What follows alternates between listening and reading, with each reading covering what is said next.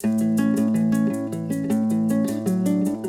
dos desejos de Ryo Mizuno era que os imigrantes japoneses encontrassem no Brasil um novo lar, o que acabou acontecendo graças à criação das primeiras colônias no interior de São Paulo e do Paraná. O mestre Ibaragi também participou desse processo, só que para ele não bastava apenas ser dono de um pedaço de terra. Era preciso expandir o budismo primordial. Por isso sonhou em criar uma colônia própria da religião budista, a colônia Butsuryu.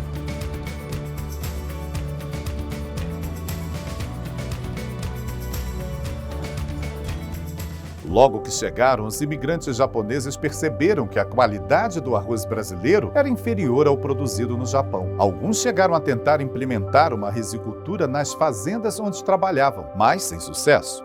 Isso mudou por volta de 1917, quando os imigrantes começaram a se unir para comprar suas próprias fazendas, localizadas na região de Registro e Iguape. Assim como qualquer um, cada um quer se tornar autônomo, né? Mas não eram todos que conseguiram. É difícil acontecer isso. As pessoas, eles precisaram se livrar das dívidas, das amarras dos seus proprietários para poder começar a fazer isso. E mais tarde, então, quando eles começam a constituir colônias de imigrantes japoneses, né, que são as comunidades japonesas, nesses lugares eles tentaram primeiro um terreno que fosse propício à plantação de arroz. Então, o arroz, eu acho que foi a primeira coisa que eles precisaram como forma de sobrevivência aqui no Brasil. Em 1917, a família Ibaragi foi convidada por Aoyagi Ikutaro, um dos empreendedores da imigração, para participar da criação de uma colônia na cidade de Registro.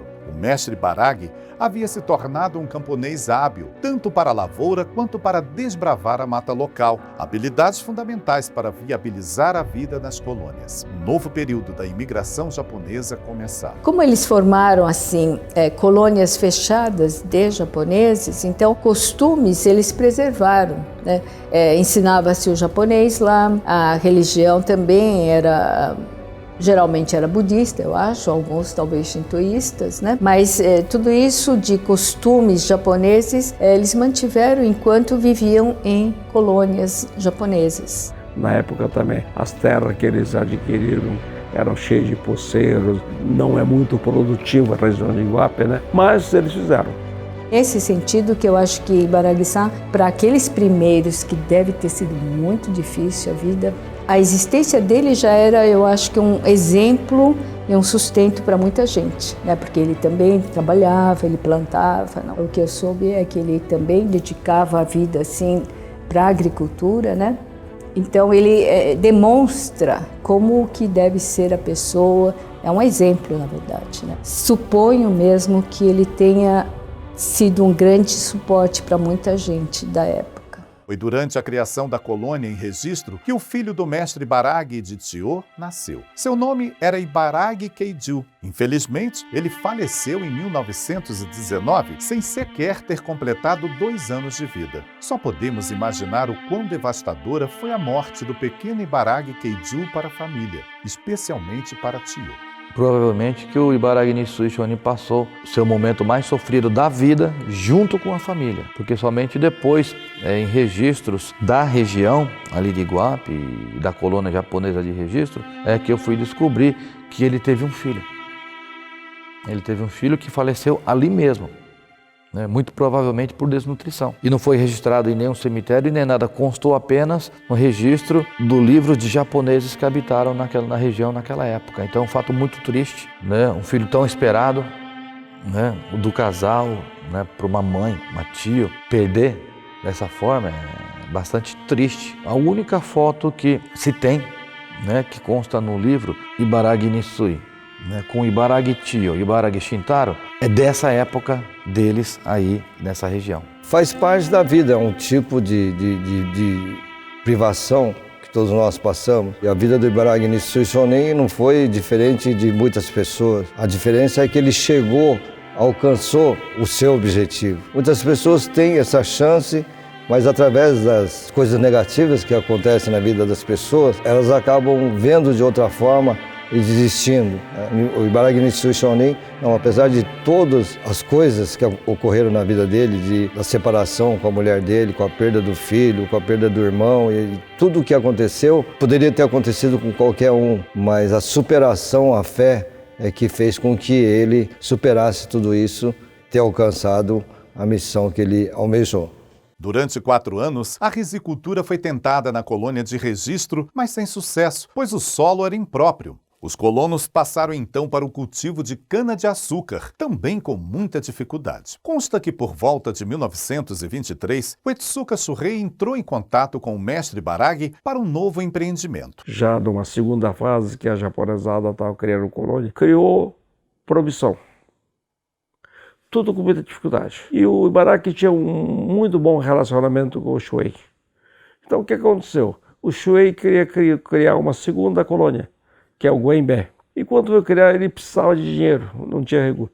Ele achou que o Ibaraki Nissui estava muito bem financeiramente. Então ele pediu para o Ibaraki Nissui um empréstimo, um apoio financeiro. Mas o Ibaraki Nissui não tinha. Mas como tinha um bom relacionamento com o Shuhei, ele saiu de Registro e foi para a Promissão. E realmente ele achou interessante, achou a escolha da localidade, a terra mais produtiva. E vendeu tudo em Registro e foi participar do empreendimento do Shuhei. E ele se fixou na cidade de Guaimbé. E lá ele ficou trabalhando, ajudou o Shuhei. O fato é que o mestre Ibaraki não era um homem rico, muito pelo contrário. Segundo relatos, o real motivo do pedido de ajuda não era dinheiro. O Etsuka Shuhei precisava das orações do mestre Ibaraki. São várias pessoas que ele curou através das orações, né? Naquela época, a pessoa chamava de ferida brava, né? Muitas pessoas eram cometidas por isso aí, não tinha cura na época também. E ele, na base das orações e da água sagrada, ingerida e passada sobre a pele da pessoa, curou. O Etsuka Shuhei, por fim, ele se converteu quando já não estava mais enxergando pelas orações do Ibaraki, porque ele era formado em Direito, né? No Japão. Então, uma pessoa muito intelectual. E pessoas, às vezes, muito intelectuais têm dificuldade de devoção, porque querem entender, acaba sempre intelectualizando. Mas quando se deparam com essas dificuldades, qualquer um vai buscar ajuda. Pela primeira vez, percebe na presença, existência do espiritual. A prática da fé, a oração entra. Felizmente, por essa cura da cegueira, alguém como o Etsuka Shuhei, até esse momento ele não ter se convertido, na verdade seria estranho, porque conviveram muito tempo, viajaram junto, o Ibaraki era o único monge naquela época, todos buscavam assistência a partir dele, precisou isso acontecer e ele ter a sua cegueira curada para poder se determinar a se converter. É um dos casos, dentre tantos outros que ele passou, né? E apenas a única diferença é que o senhor Etsuka ele foi considerado o pai do imigrante, não o pai da imigração. Esse fato embora o Etsuka seguisse uma outra religião, os seus antepassados seguissem outra religião, ele sentiu que através da força do Dharma, ele se converteu, né? Coisa que é muito difícil para um japonês que valoriza muito, né, a cultura dos seus antepassados. A esta altura, não era apenas os colonos japoneses que procuravam o mestre Ibaraki em busca de auxílio espiritual. Ele havia se tornado uma referência até mesmo para os brasileiros da região, que mesmo sem entender uma palavra do que o monge dizia, sentiam-se bem com suas orações. Estima-se que nesta época havia mais de 100 convertidos ao budismo primordial na região. Em 1926, pela primeira vez em quase 20 anos, a família Ibaraki estava estabilizada. A colônia Guaimbé prosperava. Era o momento perfeito para transformar em realidade um antigo sonho. Ele continuava pensando em criar uma colônia agrícola da igreja. Ele queria criar, vamos dizer assim, o japonês chama shokuminchi, né? Homon Busu Shokuminchi, queria criar. E ele fixou isso aí na cabeça dele de fazer uma colônia agrícola da igreja aqui no Brasil. E ele destinou 3 discípulos dele para percorrer terras, por sinal, no Paraná, para encontrar uma localidade para criar.